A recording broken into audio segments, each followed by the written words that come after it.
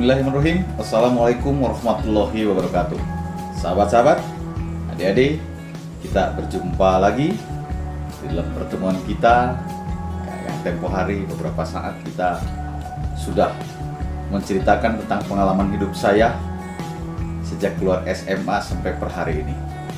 Di situ saya pernah ceritakan tentang ketika saya jadi seorang konektor, ketika saya jadi seorang supir truk, ketika saya jadi seorang wartawan, ketika saya jadi seorang anggota dewan, ketika saya jadi seorang dosen, dan seterusnya. Adik-adik yang kami hormati, kami banggakan, saya akan ceritakan nanti satu persatu dari pengalaman saya, dan saya akan jadikan sebagai tutorial satu persatu. Barangkali nanti adik-adik, sahabat-sahabat tercinta kami bermanfaat untuk masa depannya, untuk pengalamannya. Misalkan ambil contoh bagaimana cara menjadi anggota dewan. Nanti akan kami kupas tuntas. Dan jangan lupa klik subscribe dan klik tanda lonceng dan like. Dan jangan lupa komen agar kami terus bisa meningkatkan wawasan, pengalaman, dan ilmu. Nanti kami akan ceritakan bagaimana cara menjadi anggota dewan. Karena 15 tahun saya jadi anggota dewan. Terakhir kemarin jadi ketua dewan. Bagaimana ketika kita sedang menjadi anggota dewan? Ceritanya seperti apa nanti? Cara sidang, cara membuat perda. Hari ini saya sampai pernah jadi pimpinan Dewan se-Indonesia. Saya Sekjen ADEX, Asosiasi DPRD Kota seluruh Indonesia.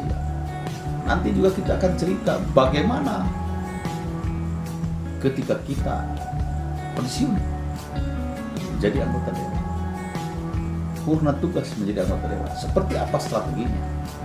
Seperti apa cara mengatasi, sehingga pada saat itu saya hanya berbekal fotokopi ijazah. Saat itu saya punya ijazah SMA. Hari ini saya sedang menunggu ijazah S3. Saya sedang menunggu gelar doktor saya. Terus bergerak, bekerja, berusaha, sekolah S1, S2, S3. Kita cerita. Nanti kami akan jadikan tutorial juga usaha-usaha yang saya geluti.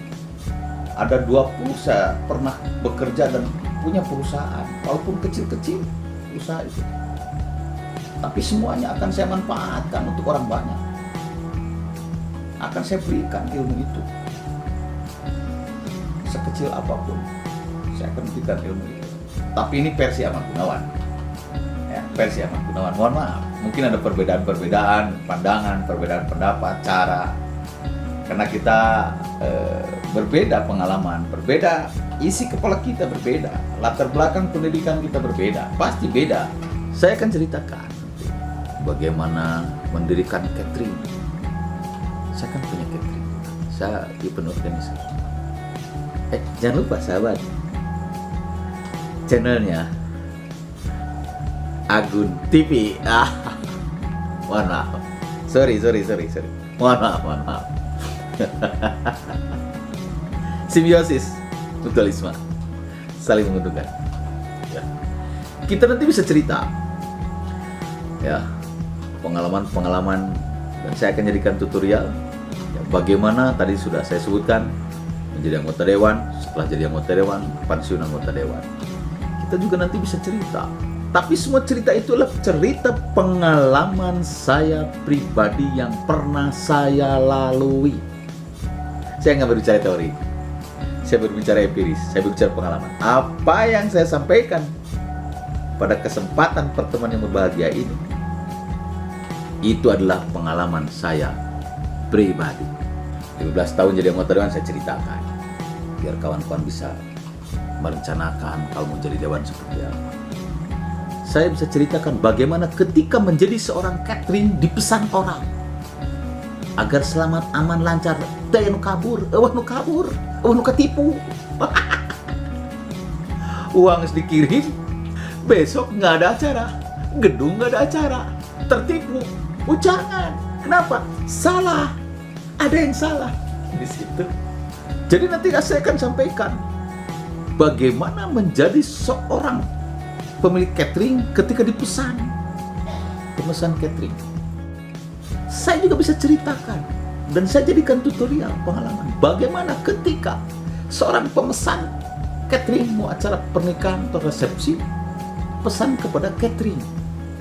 Dua itu bolak-balik saya bisa ceritakan karena itu pengalaman yang saya lakukan. Kita bisa cerita bagaimana cara membuat es krim putar. Itu yang saya lakukan, itu bisa saya. Dan hari ini usaha itu masih ada. Saya bisa cerita bagaimana cara membuat es karping, es hias, dan es balok yang besar. Kita pahat-pahat segala macam sehingga bisa menjadi huruf, sehingga bisa menjadi sebuah patung kecil dari patung merah, huruf, dan bentuk-bentuk lain yang indah dan menarik di sebuah pesta. Saya bisa cerita itu, saya bisa buat itu semua. Saya pernah lakukan itu semua. Insya Allah saya berikan ilmu itu kepada bangsa ini, kepada dunia ini. Barangkali bermanfaat untuk orang banyak. Ketika suatu waktu saya bermanfaat untuk sebuah keluarga. Ketika kemarin saya menjadi anggota dewan, saya bermanfaat untuk orang banyak. 620.000 penduduk Kota Cimahi. Saya pernah menjadi pimpinan dewan se-Indonesia, bermanfaat untuk 300 juta penduduk Indonesia. 350 juta ya? Kurang begitu lah. Dan mudah-mudahan hari ini saya bermanfaat untuk dunia ini. Berapa puluh juta ya penduduknya ini? Triliun. Saya bermanfaat. Kata Allah Subhanahu wa Ta'ala, sehebat-hebatnya manusia bermanfaat untuk orang banyak.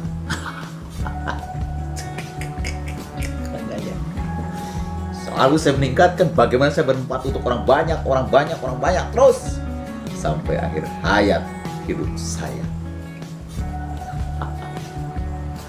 Saya akan cerita bagaimana jadi seorang supir truk, bagaimana cerita jadi seorang connector. Saya bisa cerita bagaimana jadi seorang supir angkot, calo terminal Kebon Kelapa, bagaimana jadi seorang wartawan, bagaimana cerita jadi seorang pengacara. Semua telah saya lakukan. Semua telah saya alami semuanya itu. Bagaimana jadi seorang dosen yang hanya punya gelar S2, tidak punya pengalaman, tiba-tiba dikasih jadwal oleh perguruan tinggi yang menjadikan saya dosen. Tengah malam saya belajar terus tentang mata kuliah yang diberikan dan terus bekerja keras. Bisa, bahkan bisa di luar kepala. Sedikit-sedikit poin-poinnya langsung dibor. Nanti kita bisa cerita bagaimana saya juga bisa menjadi seorang masuk di komite olahraga nasional. Kita bisa masuk, kita bisa cerita.